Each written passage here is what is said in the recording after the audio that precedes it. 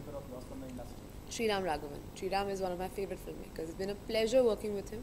बहुत ही complete film maker है और कमर्शियल भी हैं और कुछ अलग सा ही बनाते हैं और जो सिर्फ उनको ही समझ आता है तो and it's lovely working with him. Okay, उसके अलावा हाल में नवाजुद्दीन सिद्दीकी की फिल्म का जिक्र करना चाहूँगा, बाबू मोशाय, बंदूकबाज बाबू मोशाय.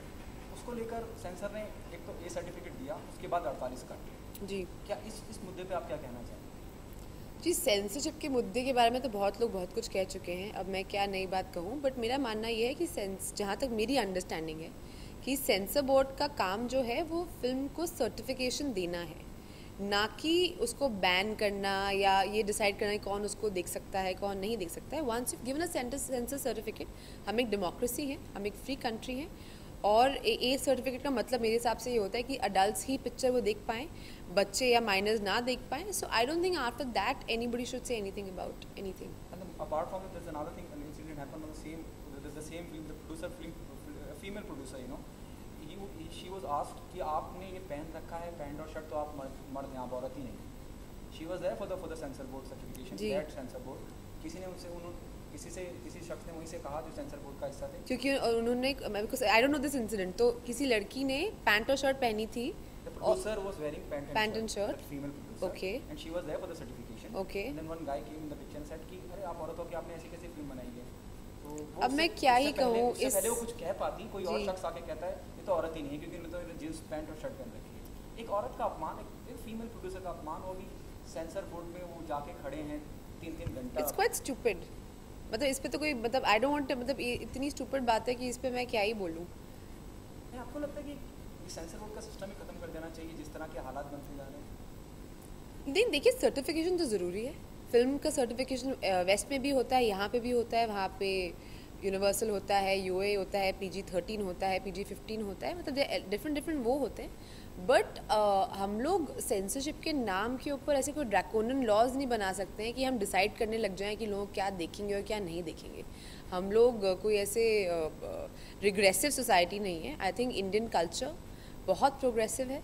हमारा लिटरेचर हो, हमारी मूवीज़ हो, आई थिंक हम लोग बहुत कमाल की फिल्म्स बना रहे हैं और आगे भी रहेंगे. एंड आई थिंक टुडे चाहे in the west also there is so much interest in India, in Indian films, Indian actors, which is why all of us are moving and you know we doing work across so many different places. So I think कि कुछ time की बातें हैं and I think कहीं ना कहीं ये conversation ज़रूरी है, क्योंकि हर कुछ सालों में ये कॉन्वर्सेशन अपनी मोरालिटी को लेके, अपनी सेंसरशिप को लेके, अपने लॉज को लेके ज़रूरी है ताकि वी ऑल्सो कीप ग्रोइंग.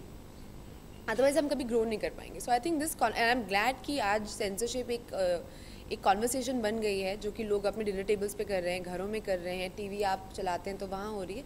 क्योंकि एज सोसाइटी बहुत ज़रूरत है हमको, अगर हमको ग्रो करना है तो हमको ये सेल्फ रिफ्लेक्शन करना ही पड़ेगा. नेपोटिज्म के बारे में क्या पता है?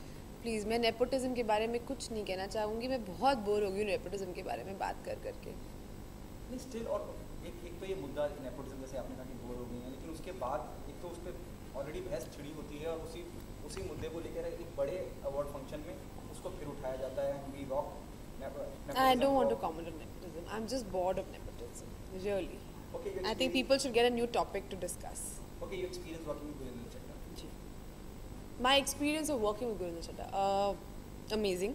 मैंने कभी एक फीमेल डायरेक्टर के साथ काम नहीं किया था, तो मेरी पहली बार थी और मुझे पता नहीं है कि वो इतनी स्ट्रॉन्ग है और I don't know whether she is like that because she is a female director और just because she is that's how she is. But she is a force of nature.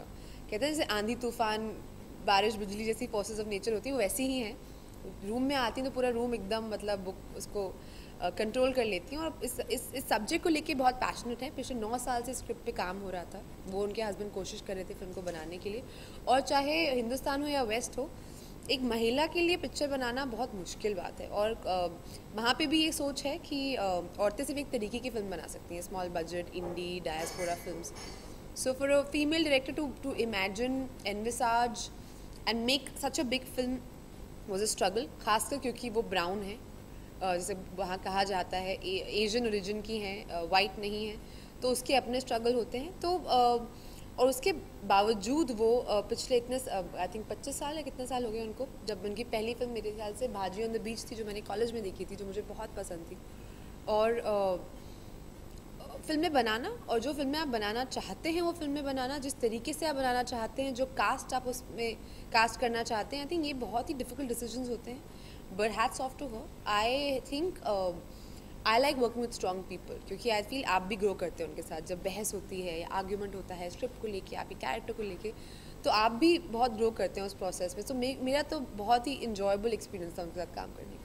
You said just right now you love to work with strong people. Yes. Apart from Raghavan, Anurag Kashyap, who are the strong people in the industry whom you like to work with? Everyone is strong. I want to work with everybody. Okay, what other things then pipeline? I'm working on a very beautiful film right now called Kala. It's with Rajni sir, and I'm in the middle of shooting for that right now. You can throw some light on the Well, name is Kala. to throw light on Kala, it's too early. अभी काले को काले में ही रहने दीजिए, जब अभी वक्त आएगा उसके बारे में चर्चा करने का तब हम करेंगे। Okay, ये भी कहीं बात कही जा रही है कि एक पूरी दौर सा बन गया है, चाहे वो हिंदू सरकार हो या उसके पीछे दूसरी फिल्म हो, एक्सीडेंटल प्राइम मिनिस्टर हो, मैं इसकी बात करता हूँ। कहीं इस बारे में दर्शाती है कि एक खास पार्टी को लेकर टारगेट करा जा रहा है। What's your take on that?